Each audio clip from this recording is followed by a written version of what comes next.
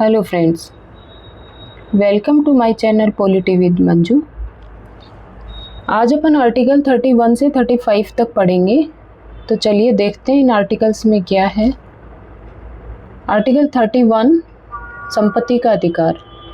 मूल संविधान में 7 अधिकार दिए गए थे, जिनमें 7वां अधिकार था संपत्ति का अधिकार। लेकिन बाद में 44वें संविधान संशोधन 1978 के द्वारा इसे एक कानूनी अधिकार बना दिया और 300 के अनुच्छेद इसमें जोड़ा गया। किसी भी व्यक्ति की संपत्ति को सरकार बिना कानून बनाए नहीं ले सकती।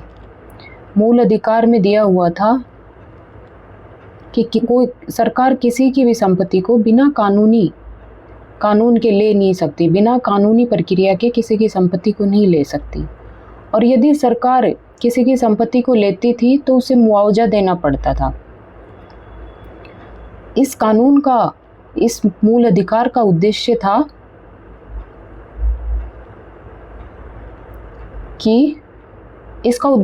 कि स्वतंत्रता के बाद भारत में भूमि सुधार करने थे।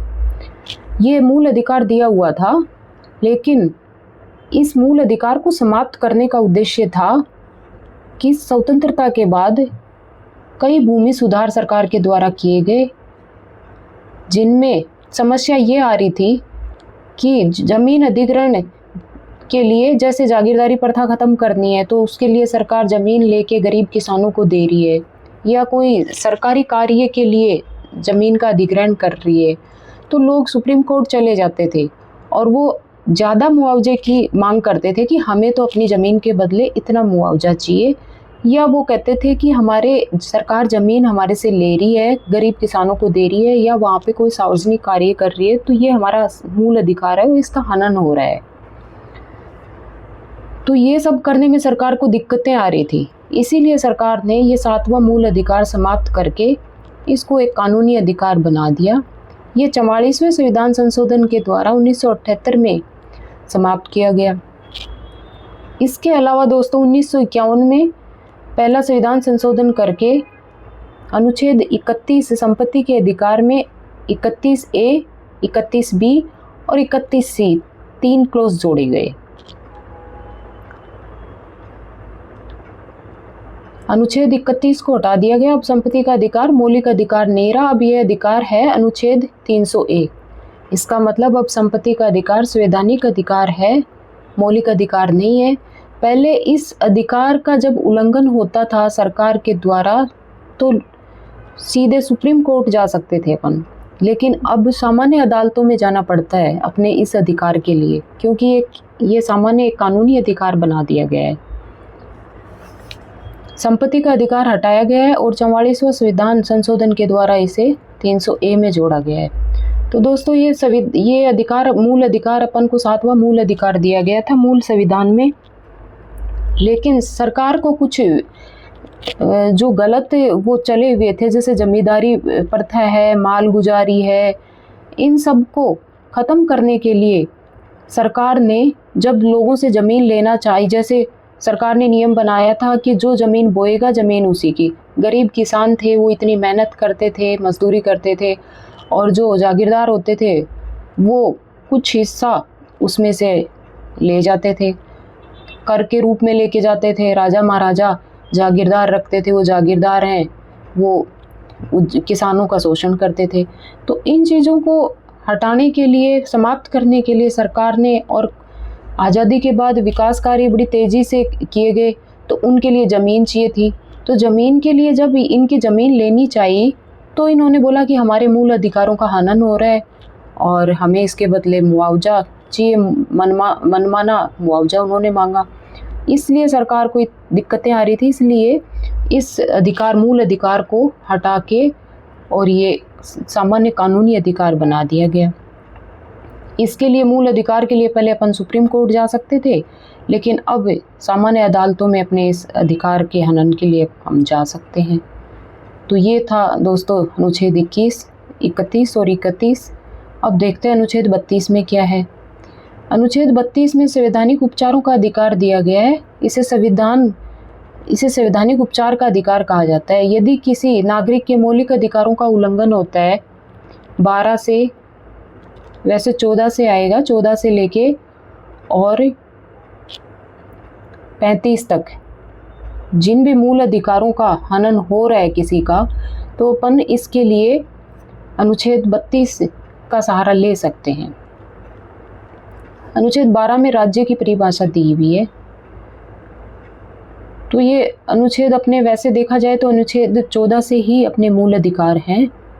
अनुच्छेद 13 में दिया हुआ है कि जो संविधान लागू हुआ उससे पहले जो विधियां बनाई गई थी वो यदि हमारे मूल अधिकारों का हनन करती हैं तो उनको रद्द माना जाएगा। वहाँ तक जहाँ तक वो करती है, हनन करती है, वहाँ तक उनको कैंसिल माना जाएगा।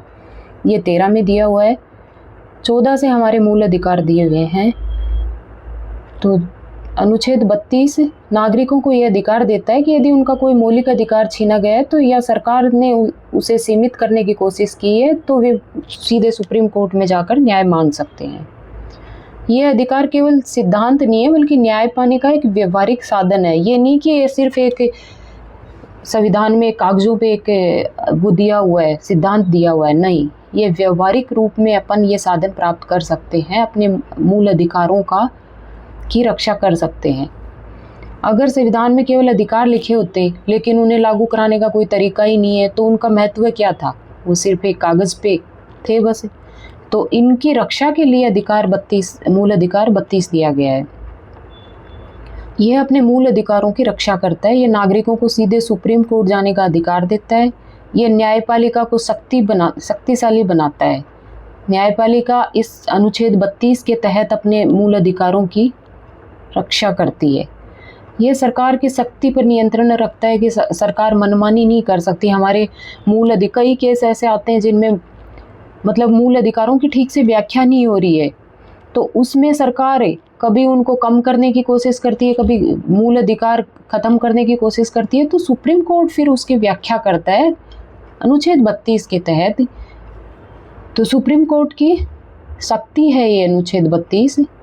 अनुच्छेद 32 के अंतर्गत सुप्रीम कोर्ट ऑफ इंडिया को यह अधिकार है कि वह रिट जारी कर सकता है, वो रिटें जारी कर सकता है। रिट का मतलब अदालत का आदेश है, जिसने भी अधिकारों का उल्लंघन किया है, जो सुप्रीम कोर्ट या हाई कोर्ट गया है, तो कोर्ट ये आदेश देता है कि ये अदालत का आदेश है कि तुम ऐसा नहीं करोगे, चाहे वो व्यक्ति हो, चाहे कोई अधिकारी हो, चाहे राज्य हो, उसके खिलाफ।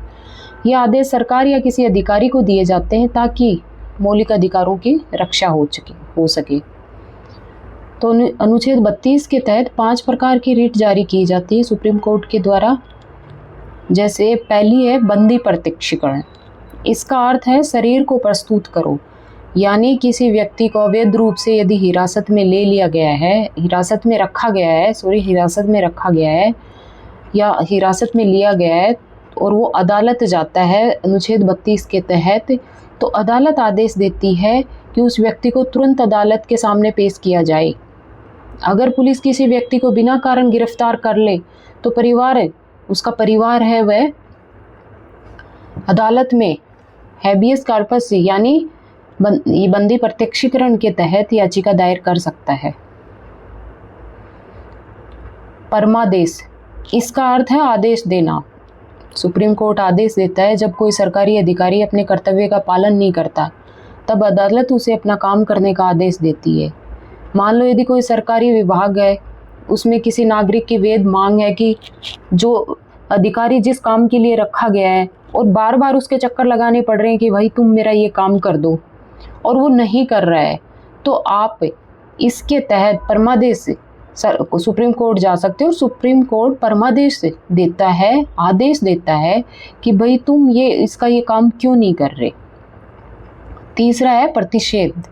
इसका अर्थ है रोक लगाना। जब कोई निचली अदालत है, जैसे जिला न्यायालय है और भी कई निचली जो अदालतें तहसील स्तर पे है, उनमें जब कोई निचली अदालत अपने अधिकार परिषद से बाहर, अपने अधिकार सीमा से बाहर जाकर यदि निर्णय देता है तो हम उच्च न्यायालय या सुप्रीम कोर्ट जा सकते हैं और उसके तहत उच्च न्यायालय और सुप्रीम कोर्ट दोनों उसको फैसले को निरस्त कर सकते हैं या रोक लगा सकते हैं। इसमें सुप्रीम कोर्ट अनुच्छेद 32 के तहत और हाई कोर्ट अनुच्छेद 226 के तहत जाते हैं। चौथा है अधिकार परीक्षा। इसका मतलब है रिकॉर्ड मंगाकर फैसला रद्द करना। सुप्रीम कोर्ट या हाई कोर्ट यदि कोई निचली अदालत गलत तरीके से फैसला देती है तो जो प्रभावित पक्ष है वो सुप्रीम कोर्ट जाएगा या हाई कोर्ट जाएगा, तो ये उसका फैसले को रद्द कर सकते हैं। अब अधिकार परीक्षा में फैसले को रद्द किया जा सकता है और इसमें प्रतिषेध में फैसले पर रोक लगाई जा सकती है। ये आप देख लेना दोस्तों। उत्प्रेषण, पांचवा रेट है उत्प्रेषण। इसका अर्थ है किस अधिकार से। यदि कोई व्यक्ति किसी सरकारी पद पर गलत तरीके से बैठा है तो अदालत उससे पूछ सकती है कि वह उस पद पे किस अधिकार से है। यदि वो उस पद के योग्य नहीं है तो वो कोर्ट उससे पूछ सकता है कि वह किस अधिकार से उस पद पे है। तो ये 5 रिट हैं जो सुप्रीम कोर्ट जारी कर सकता है, हाई कोर्ट जारी कर सकता है। अनुच्छेद 32 और अनुच्छेद 26 में डिफरेंस क्या है, चलिए देखते हैं। अनुच्छेद 32 के अलावा एक और प्रावधान है, आर्टिकल 226, ये हाई कोर्ट ऑफ इंडिया को दिया गया है। अनुच्छेद 32 में केवल मौलिक अधिकारों के लिए सीधे सुप्रीम कोर्ट अपन जा सकते हैं। बाकी जो सामान्य कानूनी अधिकार हैं उनके लिए अपन पहले हाई कोर्ट जाएंगे, हाई कोर्ट के बाद में सुप्रीम कोर्ट। यदि हाई कोर्ट के फैसले से अपन संतुष्ट नहीं है तब दोस्तों अपन सुप्रीम कोर्ट जाएंगे। यह एक मौलिक अधिकार है अनुच्छेद 32, लेकिन अनुच्छेद 226 मौलिक अधिकार और अन्य कानूनी अधिकार दोनों के लिए हम हाई कोर्ट जा सकते हैं। अनुच्छेद 32 मौलिक अधिकार नहीं, यह मौलिक अधिकार नहीं है आपातकाल के समय। अनुच्छेद 32 ये है जो 226 का है, ये मौलिक अधिकार नहीं है दोस्तों। 32 मौलिक अधिकार है, 226 मौलिक अधिकार नहीं है, लेकिन हाई कोर्ट 226 के तहत कार्रवाई करता है जब किसी के अधिकारों का हनन होता है और अपन हाई कोर्ट भी जा सकते हैं। अब आपातकाल के समय देखते हैं अनुच्छेद 32। भारत में जब इमरजेंसी लगी थी 75 से 77 लगाया गया था इंदिरा गांधी सरकार के द्वारा, तब मौलिक अधिकारों के प्रयोग पर रोक लगा दी गई थी। उस समय अदालत में जाने का अधिकार भी सीमित हो गया था। यह घटना भारतीय लोकतंत्र के लिए एक बहुत महत्वपूर्ण सबक है दोस्तों। प्रेस की स्वतंत्रता पे भी रोक लगा दी गई थी, लोगों को जबरदस्ती पकड़ के जेल में डाल दिया गया था, उनके अधिकारों का हनन किया गया था। अब इस मामले में कुछ न्यायिक निर्णय सुप्रीम कोर्ट ने दिए थे जो अपन देखते हैं। केशवानंद भारती केस, ये 1973 का है। इस केस में सुप्रीम कोर्ट ने कहा था कि संविधान की जो मूल संरचना है उसको बदला नहीं जा सकता। अब मूल संरचना में क्या क्या है वो अपन बाद में एक दिन देखेंगे। दूसरा केस था एडीएम जबलपुर केस 1976, इनको भी जबरदस्ती पकड़ के जेल में डाला गया था। यह केस आपातकाल के दौरान नागरिक स्वतंत्रता से जुड़ा हुआ था। इनका परिवार सुप्रीम कोर्ट गया तो उन्होंने फिर इस फैसले की इस पे रोक लगाई थी। इस फैसले की काफ़ी आलोचना भी हुई थी। मेनका गांधी केस, मेनका गांधी को विदेश जाने से रोक दिया गया था अदालत ने, लेकिन मेनका गांधी कोर्ट चली गई तो अदालत ने कहा था, सुप्रीम कोर्ट ने कहा था, नागरिक स्वतंत्रता और न्याय का दायरा बहुत व्यापक है। अनुच्छेद 21 के तहत जो हमारी स्वतंत्रता का अधिकार है, जीवन का अधिकार है, वो काफ़ी व्यापक है। तो मेनका गांधी वाद में इन्होंने सुप्रीम कोर्ट ने फैसला दिया था कि स्वतंत्रता और न्याय का दायरा बहुत व्यापक है। इसमें उन्होंने नींद का अधिकार, एकांत का अधिकार, विदेश जाने का अधिकार, बहुत सारे अधिकार दिए थे।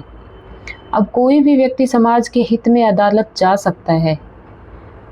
अनुच्छेद 32 के माध्यम से जनहित याचिका PIL की परंपरा भी विकसित हुई, जिसमें जो प्रभावित पक्ष है उसके अलावा भी दूसरा पक्ष भी उसके प्रभावित पक्ष के लिए सुप्रीम कोर्ट जा सकता है। जैसे पर्यावरण संरक्षण के लिए अपन सुप्रीम कोर्ट जा सकते हैं। मानव अधिकारों, किसी के अधिकारों का हनन हो रहा है तो ज़रूरी नहीं कि जो प्रभावित पक्ष है वो ही सुप्रीम कोर्ट जाएगा, कोई अन्य पक्ष भी उसके लिए जा सकता है। गरीबों के अधिकारों के लिए आप सुप्रीम कोर्ट जा सकते हो उनकी तरफ से। इससे न्याय आम जनता तक पहुंचा। अनुच्छेद 32 भारतीय संविधान का सबसे महत्वपूर्ण प्रावधान है। यह नागरिकों को केवल अधिकार नहीं देता बल्कि उनके अधिकारों की रक्षा करता है। इसलिए अंबेडकर जी ने कहा था कि अगर संविधान में कोई सबसे महत्वपूर्ण अनुच्छेद है तो वह है अनुच्छेद 32। यह अनुच्छेद सुनिश्चित करता है कि सरकार नागरिकों के अधिकारों का उल्लंघन न करे, न्यायपालिका नागरिकों के अधिकारों की रक्षा कर सके और लोकतंत्र सुरक्षित रह सके। यदि अपने अधिकारों की रक्षा होगी दोस्तों तभी लोकतंत्र सुरक्षित रहेगा, नहीं तो फिर मोनार्की था ना, राजा महाराजाओं के राज में कोई अधिकार नहीं थे, राजाओं के द्वारा मनमानी होती थी। तो यदि सुप्रीम कोर्ट नहीं होगा और अनुच्छेद 32 नहीं होगा तो हमारे अधिकार ही रह जाएंगे, उनका सुरक्षा नहीं हो पाएगी, वो व्यवहारिक रूप नहीं ले पाएंगे। अब अनुच्छेद 33 में देखते हैं दोस्तों क्या है। इसमें सशस्त्र बलों के अधिकार दिए हुए हैं। यह अनुच्छेद संसद को यह शक्ति देता है कि कुछ सेवाओं मौलिक अधिकारों को सीमित किया जा सके। तो देखते हैं किन के मौलिक अधिकारों को सीमित कर सकती है संसद। जैसे सेना है, आर्मी है, पुलिस है, पैरामिलिट्री है, खुफिया एजेंसियां हैं जैसे रो वगैरह हैं, इनके अधिकारों को संसद सीमित कर सकती है कुछ परिस्थितियों में। तो देखते हैं कौन सी परिस्थितियां हैं। इन सेवाओं में अनुशासन और गोपनीयता बहुत ज़रूरी है, इसलिए इनके अधिकारों को कम किया जा सकता है। अगर सैनिकों को पूरी स्वतंत्रता मिल जाए तो सेना का संचालन कठिन हो सकता है। जैसे मान लीजिए सैनिकों को हड़ताल करने की अनुमति मिल जाए, विरोध प्रदर्शन करने की अनुमति मिल जाए, तो इससे राष्ट्रीय सुरक्षा प्रभावित हो सकती है, क्योंकि पुलिस और आर्मी है, पुलिस है, सैनिक बल हैं, वो लॉ एंड ऑर्डर को बना के रखते हैं, हमारी बॉर्डर पे सुरक्षा करते हैं। यदि ये हड़ताल करके बैठ जाएंगे तो फिर दिक्कत हो जाती है। इसीलिए सरकार ने संसद ने इनके लिए, संविधान में इनके लिए अनुच्छेद 33 के तहत संसद को ये अधिकार दिया है कि वो इनके अधिकारों को कम कर सकती है। इसलिए संसद को अधिकार दिया है कि वह इन सेवाओं के अधिकारों को सीमित कर सकती है। तो ये था दोस्तों अनुच्छेद 31। इसमें सशस्त्र बलों, पुलिस है, सेना है, खुफिया एजेंसियां हैं, अर्धसैनिक बल हैं, इन सब के अधिकारों को कुछ परिस्थितियों में कम किया जा सकता है। ये अनुच्छेद 33 में दिया गया है। अब दोस्तों अनुच्छेद 34 देखते हैं। इसमें मार्शल लॉ की व्यवस्था की गई है। तो देखते हैं क्या होता है मार्शल लॉ। जब किसी क्षेत्र में कानून व्यवस्था पूरी तरह बिगड़ जाए तो वहाँ सेना को प्रशासनिक अधिकार दे दिए जाते हैं। इसे ही मार्शल लॉ कहा जाता है। जैसे किसी क्षेत्र में लड़ाई दंगे हो गए तो उस क्षेत्र की, मान लीजिए किसी शहर में बड़े पैमाने पे हिंसा हो गई या सरकार नियंत्रण, सरकार का जैसे अपनी स्टेट पुलिस है, बाकी पैरामिलिट्रीज हैं, ठीक है, इनको लगाया गया और फिर भी नियंत्रण में नहीं आ रही है सिचुएशन, तो फिर सेना को नियंत्रण दे दिया जाता है, सेना वहाँ पे कंट्रोल करती है। तो यदि मार्शल लॉ लागू होता है तो संसद उन अधिकारियों के कार्यों को वैध बना सकती है। और इसके लिए जो सेना जो कार्य करती है वहाँ पे, इसको लॉ एंड ऑर्डर को कंट्रोल करने के लिए, ठीक करने के लिए सेना जो कार्य करती है वो उनको संसद वैध बना सकती है, कार्यों को वैध बना सकती है। और यदि किसी नागरिक को नुकसान हुआ हो तो संसद उसके लिए भी कानून बना सकती है। तो अनुच्छेद 34 में मार्शल लॉ है, इसमें सैन्य शासन की बात कही गई है, यानी जहाँ पे लॉ एंड ऑर्डर खराब होता है, हिंसा भड़कती है, सरकार के कंट्रोल में नहीं रहती सिचुएशन, तब सेना को इसका कंट्रोल दिया जाता है। सेना वहाँ पे कंट्रोल करती है, लॉ एंड ऑर्डर को बना के रखती है और इसके लिए वो जो भी कार्य करती है उनको संसद वैध ठहरा सकती है या वैध ठहराएगी। और यदि इसमें नागरिकों के अधिकारों का नुकसान होता है तो संसद उसके लिए भी कानून बना सकती है। अब अनुच्छेद 35 में देखते हैं क्या है। अनुच्छेद 35 संसद को विशेष शक्तियां देता है। अब देखते हैं क्या है संसद की शक्तियां। कुछ मामलों में कानून बनाने का अधिकार केवल संसद के पास होगा। किन मामलों में? जैसे अनुच्छेद 16 सार्वजनिक रोजगार में अवसर है तो उसके लिए कानून राज्य सरकारें नहीं बनाएंगी, विधानसभाएं नहीं बनाएंगी, उसके लिए संसद ही कानून बनाएगी। अनुच्छेद 32 संवैधानिक उपचारों का अधिकार दिया गया है, उसके लिए भी कानून संसद ही बनाएगी, ना कि राज्य सरकारें। अनुच्छेद 33 सशस्त्र बलों के अधिकार, ये भी संसद ही बनाएगी। इस पे जो कानून बनाने होंगे वो ये, क्योंकि ये पूरे देश से संबंधित है, इन विषयों पर कानून बनाने का अधिकार राज्य सरकारों के पास नहीं है। इसका उद्देश्य है पूरे देश में एक समान कानून लागू करना। नहीं तो राज्यों को यदि ये दे दिया जाए तो राज्य अपनी राज्य की सुविधा के अकॉर्डिंग ये कानून बनाएंगे, ठीक है। तो इसलिए ये संसद को अधिकार दिया गया है पूरे देश में एक समान कानून लागू करना, ताकि मौलिक अधिकारों की सुरक्षा हर राज्य में एक जैसी हो सके। तो दोस्तों ये था अनुच्छेद 35 संसद की विशेषताएं। अब देखते हैं इन सारों में क्या क्या दिया हुआ है, का सार देखते हैं। अनुच्छेद 31 संपत्ति का अधिकार दिया हुआ है, जो अब हट चुका है दोस्तों, और ये सामान्य कानूनी अधिकार बन गया और 300A में बना दिया गया है ये। अनुच्छेद 32 मौलिक अधिकारों की रक्षा करता है, और अनुच्छेद 33 सशस्त्र बलों के अधिकार सीमित करता है। अनुच्छेद 34 मार्शल लॉ से संबंधित है, और अनुच्छेद 35 संसद की विधायी शक्तियों से संबंधित है। तो ये थे दोस्तों 5 अनुच्छेद। आई होप आप लोगों को अच्छे से याद हो गए होंगे, समझ में आए होंगे। तो मिलते हैं अपन नेक्स्ट वीडियो में। वीडियो यदि दोस्तों पसंद आया हो तो please like, share and subscribe ज़रूर करिएगा। Thank you.